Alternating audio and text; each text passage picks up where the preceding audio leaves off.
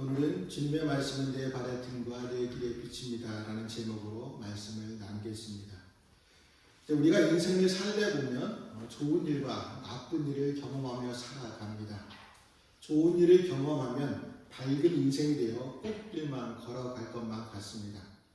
그런데 나쁜 일을 경험하다 보면 칠흑 같은 어둠 속에 있는 것 같습니다.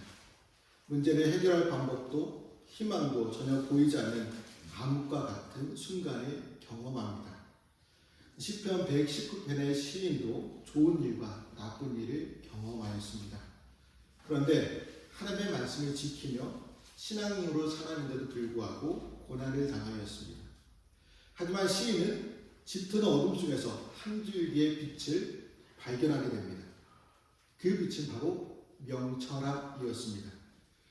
그로 인해 시인은 하나님의 말씀에서 명철함을 깨닫게 되었다고 고백하고 있습니다. 시인이 고백한 것처럼 하나님의 말씀은 우리에게 명철함을 주십니다. 우리 99절과 100절에 있는 말씀을 같이 읽어보겠습니다. 내가 주의 전도들의 늘 엎치름으로 나의 명철함이 나의 모든 스승보다 나으며 주의 법도를 지킴으로 나의 명철함이 노인보다 나으니이다. 시인은 자신의 명철함이 모든 스승보다 노인보다 낫다고 고백합니다. 시인이 살고 있던 당시에는 스승이나 노인이 지혜로운 사람이었습니다. 그런데 지혜로운 사람보다 자신이 더 뛰어난 명철을 지녔다고 말하고 있습니다. 어떻게 보면 시인이 자만해서 잘난치 않은 사람으로 보일 수 있습니다. 하지만 이렇게 말하는 이유는 하나님의 말씀의 뛰어남을 보여주려는 의도가 있을 뿐 자만해서가 아닙니다. 그러니까 시인이 말하는 명철은 바른 행위와 악한 행위를 구분하는 것입니다. 그래서 시인은 하나님의 말씀을 준수하다 보니 악한 길로 가지 않게 되었습니다. 하나님의 말씀을 따른다면 당연히 악한 길로 향하지 않게 됩니다. 말씀을 따른다고 하면서 악한 길로 간다면 그 사람은 입으로만 말할 뿐 하나님의 말씀을 순종하지 않는 사람입니다. 하나님의 말씀을 알수록 가지 말아야 할 길이 더욱 분명해집니다. 성경은 하나님을 사랑하는 길과 우상에 숭배하는 길을 구분하여 보여주고 있습니다. 하나님을 사랑하는 길은 이웃을 사랑하는 길, 가난하고 연약한 자들을 향해 긍휼의 마음을 품는 길입니다. 하지만 우상을 숭배하는 길은 자신을 사랑하는 길, 가난하고 연약한 자들을 미워하는 길입니다. 시인은 하나님의 말씀을 묵상하게 되었을 때 최고의 스승, 노인의 지혜를 능가하는 지혜를 얻었습니다. 하나님의 말씀을 묵상하면 할수록, 사랑하면 할수록 놀라운 진리, 놀라운 은혜로 새로운 깨달음을 얻었습니다. 하나님의 말씀을 통해서 하나님의 공의가 무엇이며 이 세상에서 정의가 어떻게 구현되어야 하는지 이해가 되었습니다. 요즘 나라의 현실과 정세를 보고 사람들은 나라가 이렇게 가면 안 된다고 말을 합니다. 그런데 믿는 사람들조차 세상 사람들과 같이 지도자들과 나라를 비방합니다. 우리는 그렇게 하지 말아야 합니다. 하나님의 뜻이 있음을 알고 시인처럼 하나님의 공의와 정의가 이루어지도록 말씀을 묵상하며 기도해야 합니다. 말씀은 나침반이 되어 어느 길이 하나님 향한 길인지 악한 길인지 알려줍니다. 그렇다면 우리는 이러한 말씀을 얼마나 사랑하고 묵상하고 있습니까? 그러니까 매일 지혜의 말씀을 가까이 하며 그 말씀을 묵상하십니까? 하나님이 우리에게 주신 말씀을 소홀히 하지 말아야 합니다. 멀리 하지 말아야 합니다. 매일 가까이 하고 묵상해야 합니다. 묵상할 때 하늘의 지혜와 지식이 말씀 안에 담겨 있음을 알게 됩니다. 그래서 시인은 96절에서 내가 보니 모든 완전한 것이 다 끝이 있어도 주의 계명들은 심히 넓음이다 라고 하였듯이 심이 넓고 끝이 없는 지혜를 말씀으로부터 길어내려고 날마다 말씀에 마음을 집중하고 묵상하였습니다. 성경은 여호와를 경외함이 지혜의 근본이라 그의 계명을 지키는 자는 다 풀려간 지각을 가진 자이니 여호와를 찬양함이 영원히 계속되리로다. 또한 지혜의 왕이었던 솔로몬은 여호와를 경외하는 것이 지혜의 근본이요 거룩하신 자를 아는 것이 명철이니이다 라고 말하였습니다. 하나님의 말씀은 아무리 길어도 마르지 않는 깊고 넓은 지혜의 샘입니다. 이 지혜는 우리로 원수보다, 우리를 가르친 스승보다, 인생의 깊은 연륜을 지낸 노인보다 더 지혜롭게 하는 능력을 가지고 있습니다. 우리가 하나님께서 시선을 고정하고 말씀에 귀 기울일 때 세상의 것들과 세상의 소리를 구분할 수 있습니다. 하나님의 말씀을 따라가고 서는 것이 생명의 길입니다. 우리에게 새로운 지혜와 생명의 길을 알려주시는 하나님의 말씀을 항상 묵상하시기를 바랍니다. 하나님의 말씀을 항상 묵상하려면 말씀의 맛을 느껴야겠죠. 시인은 주님의 말씀이 무엇보다 더 달다고 고백하고 있습니까? 103절 말씀 같이 읽어보겠습니다. 주의 말씀의 맛이 내게 어찌 그리 단지요 내 입에 꿀보다 더 다니이다. 시인은 주님의 말씀이 꿀보다 더 달다고 고백하고 있습니다. 그러니까 시인이 말한 꿀은 당시 음식물 가운데 당도와 연약가에 있어서 최고의 것으로 알려졌던 음식이었습니다. 그러니까 시인의 고백처럼 하나님 말씀은 꿀보다 더 답니다. 우리는 꿀보다 더 단 하나님의 말씀의 맛을 알아야겠죠. 왜 우리가 이 맛을 알아야 할까요? 그러니까 하나님의 말씀은 사모하는 모든 인생의 영혼을 든든하게 하시고 하나님과 교제하는 세상의 무엇과도 비길 수 없는 값진 것이기 때문입니다. 여러분, 주님의 말씀의 맛이 내게 어찌 그리 단지요 내 입에 꿀보다 더 답니다 라고 고백한 시인의 표현이 정말 아름다운 표현이라고 생각되지 않으십니까? 어떻게 하나님의 말씀을 꿀보다, 그것도 내 입에 있는 꿀보다 더 달다고 표현하였을까요? 감탄할 수밖에 없습니다. 그래서 이 말씀을 많은 성도들이 알고 있습니다. 여러분도 하나님의 말씀이 그 맛이 꿀보다 더 달다고 느껴지십니까? 그러나 말씀에 대한 애착과 사랑의 고백에 대해 세상 사람들은 이해할 수 없습니다. 그렇다면 왜 시인이 고백한 말씀에 대한 가치와 능력을 세상 사람들은 알지 못하는 것일까요? 그 이유에 대하여 18세기 미국의 대각성 운동을 주도한 조나단 에드워즈 목사는 이렇게 말했어요. 거듭난 자는 새롭고도 초자연적인 감각, 곧 신령한 미각을 지니게 된다 라고 말하였습니다. 그러니까 조나단의 목사의 말처럼 세상 사람들이 하나님의 말씀을 느끼지 못하는 것은 하나님의 사람들에게 주어지는 초자연적인 감각, 신령한 미각을 소유하지 못했기 때문입니다.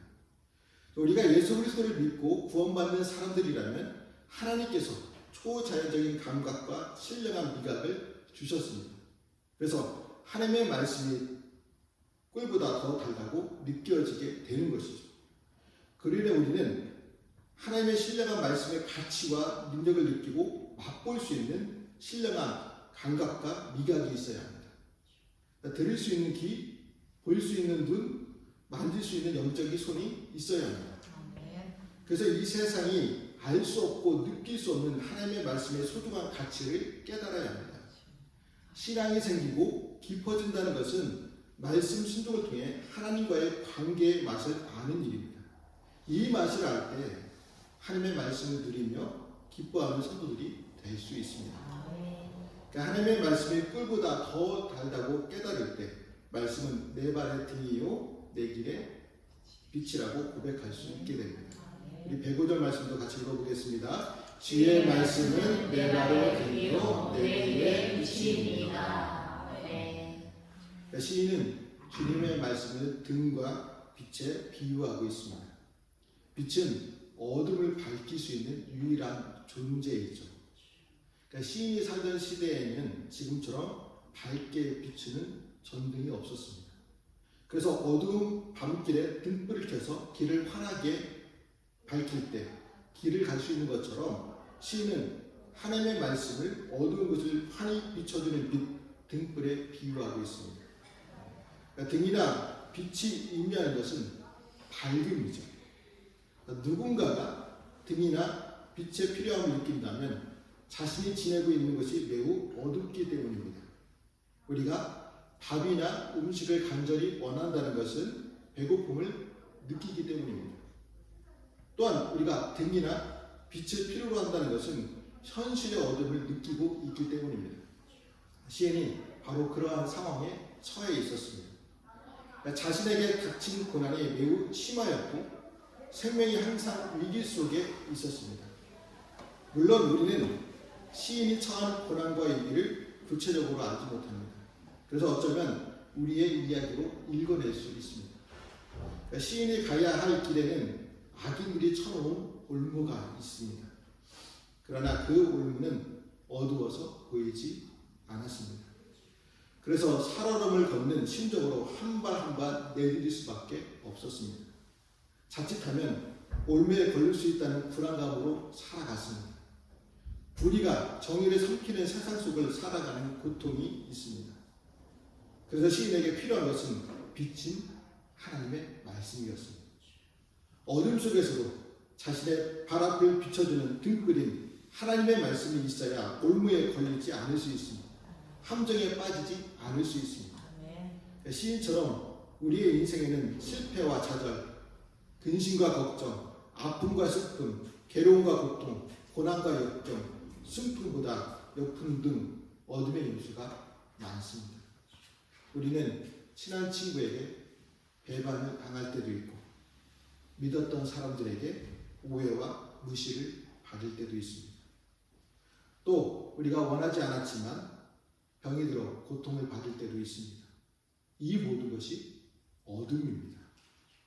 이것이 어둠이라고 인식하고 인생의 어둠을 깨닫는 데서부터 신앙의 여정은 시작됩니다. 절망적인 인생, 비참한 인생, 어둠뿐인 인생이기에 빛의 필요성을 절감하게 되고 빛 대신 하나님과 말씀을 갈망하게 됩니다. 그로 인해 말씀을 빛으로 삼아 밝은 인생을 걷게 됩니다. 요한복음 1장을 보면 예수님에 대하여 만물이 그로 말미암아 지은 바 되었으니 지은 것이 하나도 그가 된 것이 없느니라. 그 안에 생명이 있었으니 이 생명은 사람들의 빛이라 말씀합니다. 그런데 이 빛이 어둠을 비추었지만 어둠은 깨닫지 못하고 오히려 빛이신 예수 그리스도를 미워하여 배척하였다고 말씀합니다. 아무리 사람들을 구원해 줄 큰 빛이 왔다 하더라도 자신이 처한 어둠을 인식하지 못하는 사람들에게는 그 빛은 무용지물이 됩니다. 심지어 미움과 배척의 대상이 됩니다. 여러분, 하나님 없는 세상, 말씀 없는 세상은 그 자체가 어둠입니다. 하나님 없는 우리의 인생은 어둠과 절망뿐임을 깨달아야 합니다. 깨달을 때 우리는 빛을 갈망하게 됩니다. 빛 대신 하나님과 그분의 말씀을 붙잡고 구원을 향해 생명을 향해 나아갈 수 있습니다. 하나님의 말씀이 구원의 능력과 생명의 능력이 된다는 사실을 성경에서 증거하고 있습니다. 예수 그리스도께서 말씀을 선포하실 때 어떤 일이 일어났습니까? 그 말씀으로 죽은 자가 살아나고 병든 자가 일어나고 눈먼 자가 눈을 뜨고 귀신 들린 자가 자유함을 얻고 죄악의 노예가 된 자들이 회복과 치유를 경험하였습니다. 하나님의 말씀은 한 개인만 아니라 공동체와 민족이 처한 위기와 어려움을 해결하는 힘이 되기도 합니다. 에스겔서를 보면 하나님의 환상 가운데 해골로 가득한 골짜기에 에스겔을 서게 하시고 말씀을 대언케 하셨습니다. 에스겔은 다른 것을 요구받지 않고 하나님에게 말씀을 대언하라고 요구받았습니다. 뼈들에 대해 자신의 말씀을 하나님께서 대언하라고 하셨습니다. 에스겔은 그 말씀 그대로 순종하여 하나님의 말씀을 대언하였습니다. 이때 에스겔은 놀라운 일을 보게 되죠. 바로 죽었던 뼈들이 움직여 서로 연락하고 거기에 힘줄이 생기고 살이 오르며 가죽이 덮이고 마침내 생기가 들어가 살아 움직이는 사람이 되었습니다. 그러니까 하나님의 말씀이 선포되고 그 말씀을 확신하고 말씀을 의지하는 사람들이라면 어떤 어려움과 고통 중에서도 소망을 지닐 수 있습니다. 그러니까 하나님의 말씀을 의지하는 자, 하나님의 말씀을 붙드는 자를 사망의 음침한 골짜기, 절망의 수렁에서도 건져 올리십니다. 다니엘을 보세요. 다니엘은 젊은 시절 바벨론 포로로 사로잡혀 가서 온갖 고난을 겪어야만 했습니다. 하지만 하나님과 동행하여 많은 은혜를 받았습니다. 바벨로니아, 메소포타미아, 페르시아 3대 제국에서 총리의 자리에 서는 영예를 누리게 되었습니다. 그러니까 제국이 격변하는 가운데서도 다니엘은 모든 사람들의 존경과 신임을 받았습니다. 그런데 다니엘이 쌓아온 명성이 하루아침에 무너질 위기에 처하게 되었습니다. 바로 다니엘을 시기하던 다른 권력자들이 그 자리에서 끌어내려고 함정을 파놓았습니다.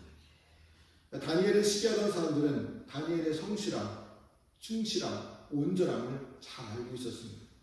그러니까 다른 이유로는 흠조차 발견할 수 없었기에 신앙적인 삶을 파멸의 함정으로 이용하였습니다.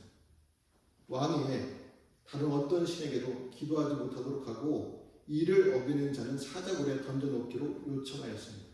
왕은 신하들이 원하는 대로 제국 전역에 반포하였습니다. 다니엘이 신앙을 지키고 기도를 한다면 시기하는 자들이 매설한 함정에 스스로 빠지게 됩니다. 그러나 다니엘은 자기 목숨보다 자기가 누리는 권세보다 하나님의 말씀을 지키는 것을 더 소중하게 여겼습니다. 그래서 전에 행하던 것처럼 하나님께 기도하였습니다. 다니엘은 자기 목숨을 구걸하기 위해 자기 명예를 지키기 위해 신앙을 버리지 않았습니다. 하나님의 말씀과 신앙을 더 소중하게 여겼습니다. 하나님의 말씀에 신실하게 순종하였던 다니엘은 어떻게 되었습니까? 사자굴 속에서도 하나님의 은혜로 살아서 걸어 나왔습니다. 이렇게 하나님의 말씀을 끝까지 붙잡고 나가면 생명과 구원의 은혜를 경험하게 됩니다. 그러니 우리는 꿀보다 더 달고 내 발의 등과 내 길의 빛이 되는 하나님의 말씀을 기억으로 삼아야 합니다. 우리 111절 말씀도 같이 읽어보겠습니다. 주의 증거들로 내가 영원히 나의 기업을 삼았사오니 이는 내 마음의 즐거움이 됨이니이다. 아멘. 시인은 하나님의 말씀을 나의 기업으로 삼았다고 고백합니다. 기업이라는 말은요, 히브리어로 나하인데요, 기업으로 물려받는다, 차지하다, 유산으로 가지다 라는 뜻입니다. 기업은 자신에게 속한 것이지만 후손들에게 물려주고 전수되어야 한다는 것이죠. 그래서 시인은 하나님의 말씀을 기업으로 삼아 자신이 누리며 자기 후손에게 물려줄 유산으로 여겼습니다. 오늘날 신실하다고 자부하는 교인들 가운데서도 가정에 많은 문제가 있음을 보게 됩니다. 특별히 부모의 신앙과 전혀 다른 방식으로 살아가는 자녀들이 너무나 많습니다. 심지어 목회자 가정에서도 자녀들이 신앙의 길을 벗어나기도 합니다. 참 가슴 아픈 현실이죠. 부모는 하나님을 잘 섬기고 있는데 자녀는 신앙을 버리고 악한 길을 가며 결국 멸망에 떨어진다는 생각을 해보세요. 하나님을 알고 하나님을 섬기는 삶이 얼마나 복된지를 알고 있는 사람들이라면 가슴 아픈 일입니다. 그럼에도 오늘날 많은 성도들이 자녀들의 신앙 교육을 뒷전에 두고 있습니다. 자녀가 신앙을 버리고 하나님을 떠난 삶을 사는데도 불구하고 그저 발만 동동 구를 뿐 어떤 특단의 조치를 취하지 않습니다. 학교 교육, 자녀의 학업 성적, 특기와 재능을 살려주는 데는 물질적인 것과 정신적인 것을 아끼지 않으면서 신앙에 대해서는 무관심합니다. 어떤 분들은 자기 신앙은 자기가 알아서 해야지 부모가 무엇을 하겠느냐고 핑계를 대는 사람도 있습니다. 심지어 신앙을 가진 부모라 하더라도 학원에서의 수업을 위해 하나님께 예배하며 하나님의 뜻을 배우는 일주일에 단 한 번뿐인 교회 출석까지도 제한합니다. 일주일 동안 공부하느라고 직장에서 수고하느라고 했으니까 주일은 교회에 가지 말고 쉬라고 이야기합니다. 여러분, 하나님을 섬기는 신앙이 얼마나 소중하고 아름다운 것인지 안다면 이럴 수 있습니까? 하나님에게서 오는 축복이 얼마나 귀한 것이며 그것이 자녀들의 인생에 얼마나 놀라운 선물이 되는지 안다면 이럴 수 있습니까? 그렇게 할 수는 없겠죠. 어떤 부모가 자기에게 많은 재산이 있는데 자녀가 굶주리다가 기근에 쓰러져 죽어가는 것을 못 본 채 하겠습니까? 이는 있을 수도 없는 일이죠. 그런데 오늘날 교회 안에 스스로 신앙을 지니고 있다 하는 부모들 중에 자녀들의 영적 헐벗음과 굶주림과 허랑방탕하고 돌보지 않는 사람들이 얼마나 많은지 모릅니다. 자녀들이 하나님의 말씀을 공부받지 못하여 세상의 온갖 추한 생각과 가치관으로 그 마음이 더럽혀져 있고 영적으로 기갈하고 결국 죽어갈 운명을 향해 달려가는데도 아무런 문제의식을 느끼지 못하고 있습니다. 어버이 주일에 부모들이 목회자에게 요청하는 설교는 자녀들이 부모에게 효도 잘하고 잘 섬기라고 그런 설교를 해달라고 요청하는 분들이 있습니다. 그나마 다행인 것은요, 자녀들이 교회에 잘 출석하고 있기 때문에 효도에 관해 말씀을 전해달라고 요청하는 것이죠. 그런데 진정한 효도가 무엇일까요? 자녀들이 하나님을 떠나지 않고 신앙생활을 잘하는 것이 부모에게 효도하는 것이 아닐까요? 우리의 가정을 보세요. 여러분들의 자녀의 신앙 현실을 돌아보세요. 자녀들의 신앙의 현주소가 어디에 있습니까? 소중히 여겨야 할 말씀을 소중히 여기고 있습니까? 자녀들이 하나님의 말씀을 최고의 기업으로 여기고 있습니까? 그렇지 않고 있다면 자녀들에게 하나님의 말씀을 기업으로 물려주기 위해 힘쓰고 애써야 합니다. 가정 예배를 드리고 말씀을 읽어주고 사랑의 마음으로 안고 기도해주고 멀리 떨어져 있는 자녀들에게는 기도문과 말씀을 핸드폰으로 보내주어 말씀으로 잘 자라도록 해야 합니다. 그러한 노력이 우리의 자녀들에게 물려줄 최고의 유산임을 잊지 마시기를 바랍니다. 여러분, 하나님의 말씀을 순종하면 스승과 노인보다 더 명철한 사람이 될 수 있습니다. 모든 지혜와 명철의 근본은 여호와를 경외하는 것입니다. 말씀을 실천할 때 여호와를 더 잘 알고 경외할 수 있습니다. 말씀에 순종하며 주님과 교제하는 것보다 더 달콤한 인생은 없습니다. 더 밝은 빛은 없습니다. 더 달콤한 인생, 더 밝은 것을 자녀들에게도 기업으로 물려주어야 합니다. 그러므로 말씀에 순종하여 내 발의 등과 내 길의 빛이 되시는 말씀을 경험하며 살아가는 저와 성도들의 삶이 되시기를 주님의 이름으로 말씀을 드립니다. 기도하시겠습니다.